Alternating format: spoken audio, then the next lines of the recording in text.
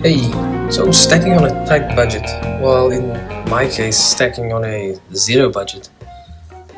Um, there's been quite a few videos posted based on the same topic, stacking on a tight budget, which is great. I mean, when I started looking at videos a couple of months ago and sort of researching about silver stacking, it was quite daunting just seeing all these videos of these huge stacks and videos of my first stack 100 ounces or my first stack kilogram bars.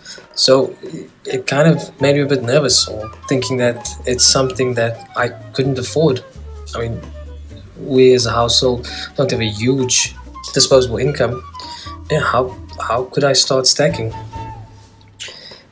And then I started to formulate an idea or plan of what I needed to do to start stacking, because I felt that it's something that I wanted to do. Now, I haven't been the greatest at saving, so I'd just like to share my experience with you, and maybe there's someone out there who could benefit from it. So I formulated 3 tips I needed to do. Well, first of all, generally I have a budget which I update very regularly, and so I have a clear understanding of where my money is going to.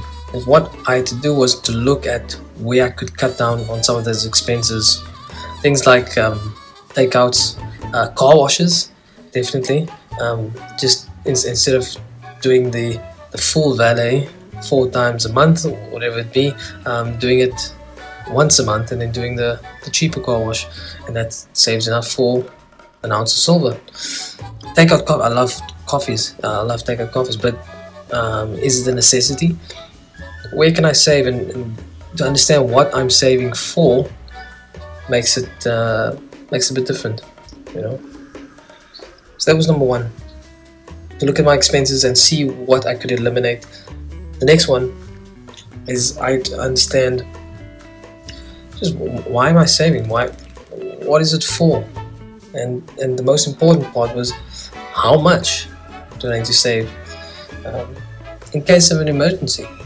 I mean, last year was a prime example where the world was sort of just going crazy, and it kind of still is now, but last year really hit us, and we needed to dip into a lot of our emergency savings. So how much do I need in precious metal in order to have a good footing for emergency savings?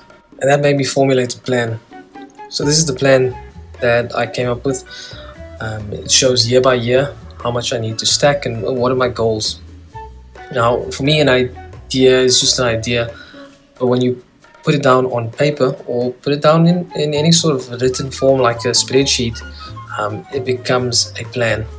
An idea is an idea, but a plan is once you put it down on paper. Something visual, something that I could see each day, and I know why I'm stacking and what my goals are, what the target is.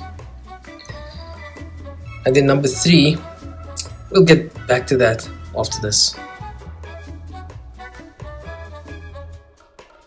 Welcome to my coin collection. It's a collection of coins that mean something to me. It's not necessarily collector's items per se, but a couple of months ago I dug up an old little plastic container, and in it I found some coins. And now I haven't looked at coins for many years, but looking through them, each coin brought back a memory, and that's when I decided to preserve these coins, to catalog them, to preserve the memory that was attached to it. And it's something that I find interesting, and I'd like to share it with other people. Maybe they'll find it interesting. And what better coin to start off with from an iconic coin from my home country, South Africa. Now this is a 1 rand coin, an older 1 rand coin, the 1970s, 1980s. I remember having this coin when I was a kid, buying some chocolates and sweets. So the South African rand currency was introduced in the then Union of South Africa on the 14th of February, Valentine's Day, 1961, shortly before the establishment of the Republic on the 31st of May 1961. The 1 rand coin, this one over here, was initially a gold bullion coin, but it was soon changed to silver. This was changed again to nickel in 1977. These 4 coins that I own in my collection, unfortunately, is not silver, but it's definitely something that I'm keeping an eye out for, and definitely a coin I'd love to have in my collection. So these nickel coins were issued until 1990, after which time the denomination was made much smaller to this one over here.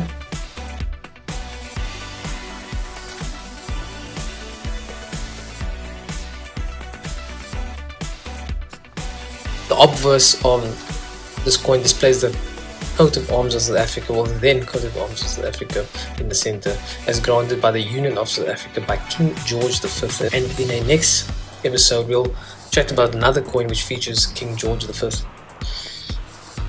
The coat of arms features a shield, and each quarter is a symbol of one of the 4 provinces of South Africa. Well, then 4 provinces of South Africa.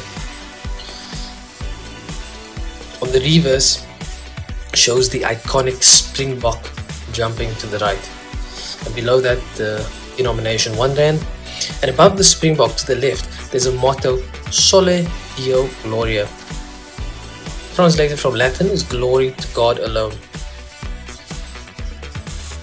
And below, you can just see right there, you can get a nice close-up, is the initials of the designer.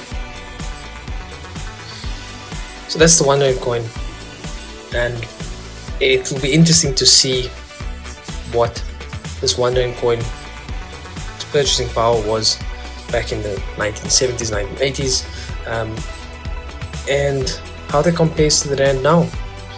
So I definitely think that's something that I would like to research and share with you in the next episode. Cheers. Hey, welcome back. So we were chatting about stacking on a tight budget, and like I said, for me it was stacking on a zero budget. Having absolutely no money in order to stack, but still wanting to stack, wanting to purchase precious metal. And like I said, for me it was a 3-step plan. Number 1 was scrutinizing my expenses and seeing what I could eliminate in order to afford precious metal. And for me it starts with 1 ounce, and that is a start. Just going out there, getting that first ounce and actually feeling what real money feels like, feeling the weight of an ounce of silver in your hand, just holding it. So that was number 1. Number 2 was, how much do I need in order to get out of an emergency? Now obviously purchasing precious metal, it's not a short-term investment, it's a long-term investment. I don't think it's very wise to purchase precious metal and then wanting to sell it the very next day, because you will lose out. It's a long-term investment. But still, in the case of an emergency, how much do I need to sort of get me through that year?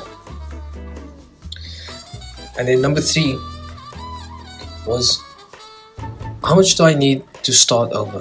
What do I mean by start over? Last year, unfortunately, I witnessed a lot of colleagues lose their jobs and lose their careers, and a lot of them had to start over. Unfortunately, that wasn't the same for me, but it got me thinking, what do I need to start over? What if it was me who needed to start over to move my family out of this country into another country and start over, start a new career, start a new life? And that got me adding to that plan that I had was, what is my start over goal? How much do I need to be stacked, to have stacked underground to start over? And once I had that in place, I had a clear plan of what I needed to do. Now this plan is something that is easily attainable for me. For others it might be way too easy, and for others it might be way too hard. It's a personal plan, and I don't think you should be looking at everything that's out there, because it can be very overwhelming, like I said. understand what you are able to afford. Stacking shouldn't get you into debt. You shouldn't be stacking on a credit card. It's something that money you actually have, and then converting that into precious metal. So that's how I got my first piece of precious metal. I must admit, it's a satisfying experience going to the coin shop and doing that first purchase, and I feel like I'm hooked, and I feel like I'll continue on this journey, and I'm happy to share this journey with any of you out there. So thanks for watching.